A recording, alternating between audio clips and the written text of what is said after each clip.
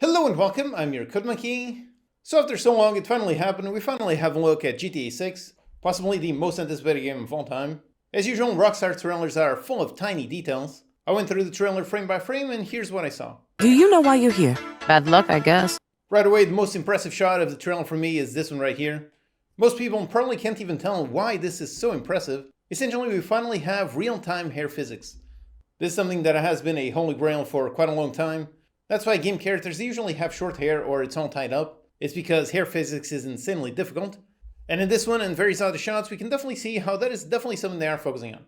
It's really awesome to see that machines nowadays finally have enough power to render this in real time.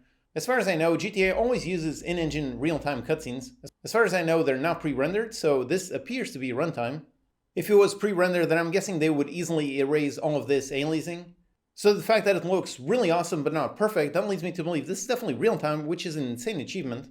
Obviously the question is how many characters will have this kind of hair system. Whatever performance optimizations they did, it is still a very expensive thing to do. So I would assume only a handful of characters are actually going to have some hair like this. Another great piece of tech is this part right here. It's really subtle, but you can definitely see it. Right here, if you look, you can see that these buildings actually have some interiors. So this is a technique called interior mapping, famously used by Spider-Man in order to make the buildings feel much more lived in. In reality, there's no geometry, this is just a really nice shaded trick.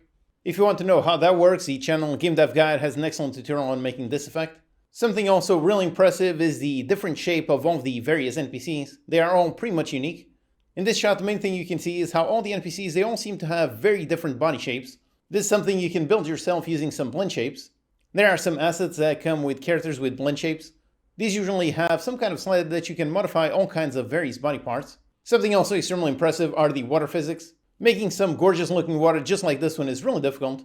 There are all kinds of tiny details that make this look so good. There's all kinds of foam, all kinds of ripples, tons of noise maps slapped on top of one another. Not to mention all the caustics and how the light refraction changes based on being underwater. If you want to learn about that, Acerella has an excellent video on that topic. Then I also went through the trailer frame by frame in order to see if they are reusing ray trace reflections or not. And in this shot right here, that does appear to be the case. Right here, as the truck goes by, there's literally just one frame where we can see it. Right there, there's a puddle on the floor, and the truck is actually blocking the top of the gas station, but we can still see it in the reflection. So this does imply something like ray trace reflections as opposed to something like screen space. If it was screen space, we wouldn't be able to see this if the truck was blocking it. Also shown throughout pretty much the entire trailer is the gorgeous lighting. The game really looks extremely beautiful. We can see some really gorgeous volumetric lighting, especially over here on this shot. Then on this shot of the alligator going inside this store, we can see some really high quality indirect lighting. Now that leads to some speculation, are they using some system kind of like Lumen? If I had to guess, I would say probably not. I would say they're probably using something similar to Unity's adaptive throw volumes. The reason why I say that is because the game already looks so good in literally everything else that I really don't think they have the frame budget to do something really intense like Lumen. Lumen does look gorgeous, but being in real time, that makes it extremely performance intensive. Whereas baked lights, that is something that is a tried and true method. On this drifting shot right here, we can also see some really nice volumetric fog. Note how the light actually impacts the fog in different ways. So the fog has actual volume, it's not just a billboard. On this shot, we see what appears to be some kind of car meet, and we see lots of customization on the cars. This is definitely one of those fan favorite features, so I really hope this is really car modding.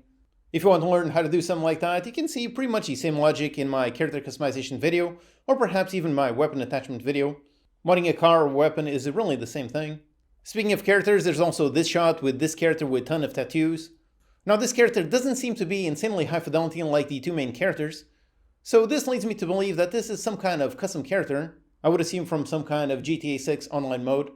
So that will probably have extensive character customization, including, I'm assuming, all of these unique tattoos. One fun way to enable pretty much some infinite customization is to allow the player to actually draw some tattoos. It would be fun if they had a system like that.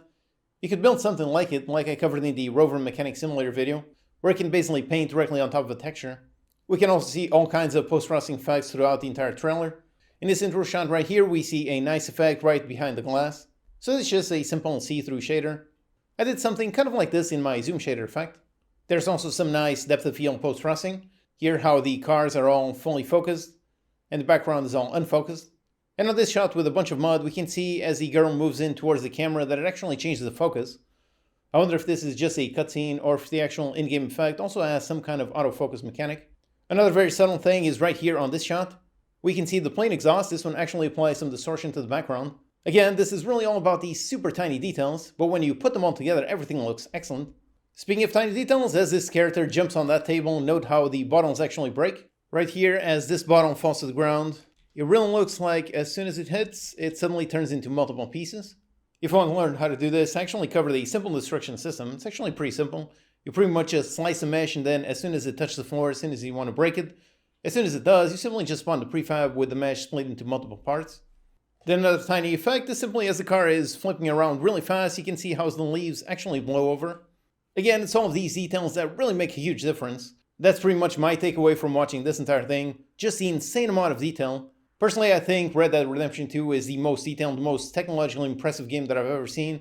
And this one is definitely up there, definitely in the same level of quality.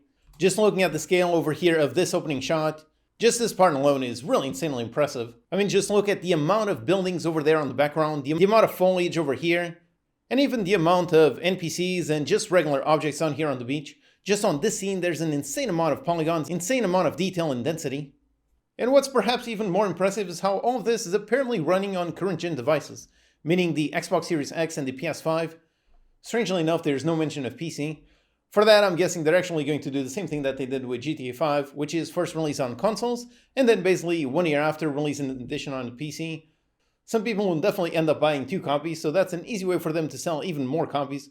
I mean, that's a pretty big part on how GTA 5 is one of the most successful games of all time.